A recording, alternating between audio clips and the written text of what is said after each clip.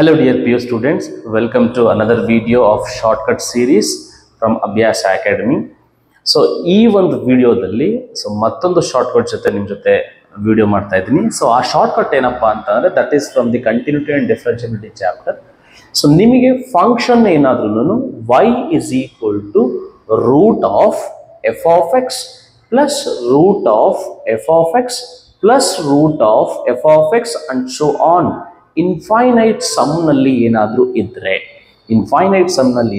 athava the same question will be asked in this form, that is y is equal to root of this f of x as it is, the whole thing enide adanna just y anta kuda kodabodu, adu function hingadru irli athava hingadru irli.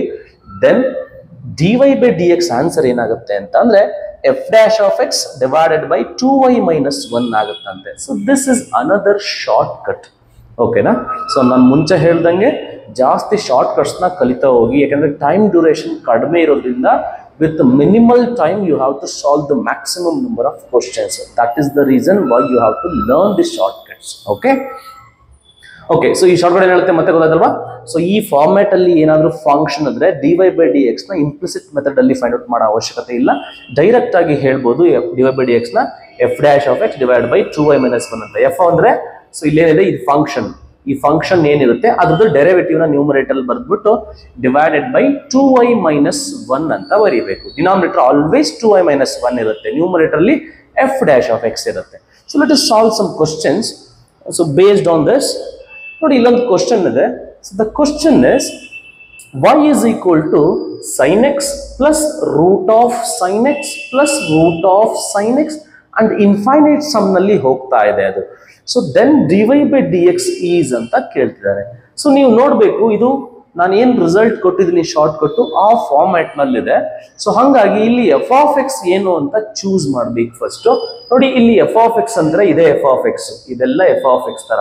ಓಕೆನಾ? So ಇಲ್ಲಿ f of x ಬಂದ್ಬಿಟ್ಟು ಏನಾಗುತ್ತೆ, sin x ಆಗುತ್ತೆ. f of x ಬಂದ್ಬಿಟ್ಟು sin x ಆಗುತ್ತೆ. Then dy by dx ಏನಾಗುತ್ತೆ ಅಂತ ಹೇಳಿದೀನಿ, dy by dx is equal to f dash of x, denominator ಅಲ್ಲಿ 2y minus 1 100% ಬರುತ್ತೆ, ನ್ಯೂಮರೇಟರ್ ಅಲ್ಲಿ f dash ಬರುತ್ತೆ. f dash ಅಂತ ಅಂದ್ರೆ sin x ಗೆ ಡೆರಿವೇಟಿವ್. sin x ಗೆ ಡೆರಿವೇಟಿವ್ ಏನಾಗುತ್ತೆ, cos x. sin x ಗೆ ಡೆರಿವೇಟಿವ್ cos x ಆಗುತ್ತೆ. ಕ್ಲಿಯರ್ ಅಲ್ವಾ? ಸೊ ಹಂಗಾಗಿ option B is correct for this question. Okay, and one more question will solve. ಈ ಕ್ವಶನ್ ಏನಿದೆ, ಈ ಕ್ವಶನ್ 2018 ಅಲ್ಲಿ ಕೇಳಿರೋಂಥ ಕ್ವಶನ್. KCET 2018 ಅಲ್ಲಿ ಈ ಕ್ವಶನ್ ನ ಕೇಳಿದ್ದಾರೆ. ಏನ್ ಹೇಳುತ್ತೆ ಈ question, y is equal to under the root of x plus under the root x plus under the root x and so on infinite sum ಇದೆ. ಓಕೆನಾ? ಇದಕ್ಕೆ ಆನ್ಸರ್ ಏನಾಗುತ್ತೆ ಹೇಳಿ ಈಗ. ಸೊ f of x ಬಂದ್ಬಿಟ್ಟು ಚೂಸ್ ಮಾಡಿ first. ಇವರ್ f of x is x. ಓಕೆನಾ? ಇಲ್ಲೆಲ್ಲ x ಇರೋದ್ರಿಂದ x ಆಗುತ್ತೆ. So therefore dy by dx ಏನಾಗುತ್ತೆ, ಇವರ dy by dx will be denominator confirm 2y minus 1 ಇರುತ್ತೆ, ನ್ಯೂಮರೇಟರ್ ಅಲ್ಲಿ f of x the derivative ಇರುತ್ತೆ. f of x the derivative ಏನು ಹೇಳಿ, x ದ ಡೆರಿವೇಟಿವ್ ಬಂದ್ಬಿಟ್ಟು 1 ಆಗುತ್ತೆ. So the answer for this question is 1 divided by 2y minus 1. So option D is correct. So thank you for watching this video. For more videos on shortcuts, ಈ ವಿಡಿಯೋದ description box ನಲ್ಲಿ ನಮ್ಮ ಎಲ್ಲಾ ಪ್ಲಾಟ್ಫಾರ್ಮ್ದು link ಇರುತ್ತೆ. Subscribe ಮಾಡಿ, ನಿಮ್ಮ friends ಜೊತೆ share ಮಾಡಿ, ಸೊ ದಟ್ ಎಲ್ಲರೂ ಕೂಡ ಬೆನಿಫಿಟ್ ಆಗಲಿ. Thank you so much.